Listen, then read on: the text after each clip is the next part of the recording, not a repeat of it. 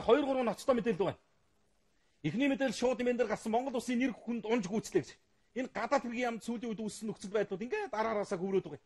Гадаад хэргийн яамны мэдээллийн сайтыг үзвэл манай улс гадаадын 31 улсад элчин сайдын яамтай байна шүү дээ. 31 оронд.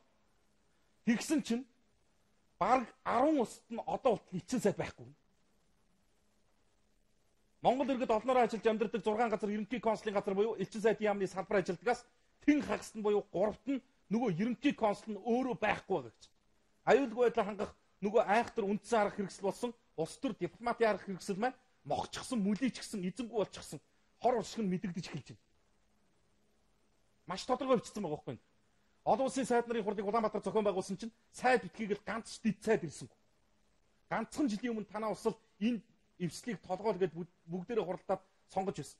Онлайн эрхчлөө эвслийн гишүүн орнуудын гадаад хэргийн сайд нараас нэгэн ч бүр хүний урамд ганц дэд сайд ирсэн. Хурлыг зохион байгуулж тэр улсынхаа төр засагтаа ярих үүрэгтэй элчин сайд нар нь байхгүй болохоор аргачлгүй. Энэ бүх бантан хутгаж байгаа хүн нь мэрэгжилтэн гих тодголтой бүрвсрүү сайд. Уган салбарын сайд. Монголын нэр хүнд одоо дэлхийд бүр сэхэхгүй юм л. Гадаад харилцааны яам гэж байгаа гэж ганцхан зорилготой шүү дээ. Дэлхийд дахинд Монголынхоо нэр хүндийг л бүрэн бүтэн байлгаж авч явах байхгүй.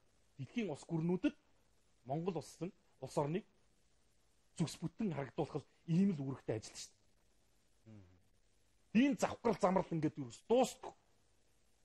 Тэгээ энд л ерөөсөө нэг тоогоо шанганыг хэрүүл хийгээд байдаг нөгөө том асуудлаа яриач гэдэг нэг гишүүний ярилцлага бас гарцсан байсан шүү дээ. Ийм дэндүү байхаар ч одоо тэгээд эдний тэр асемийн уулзалтын тэр юм ямар үр дүнтэй болох юм бэ?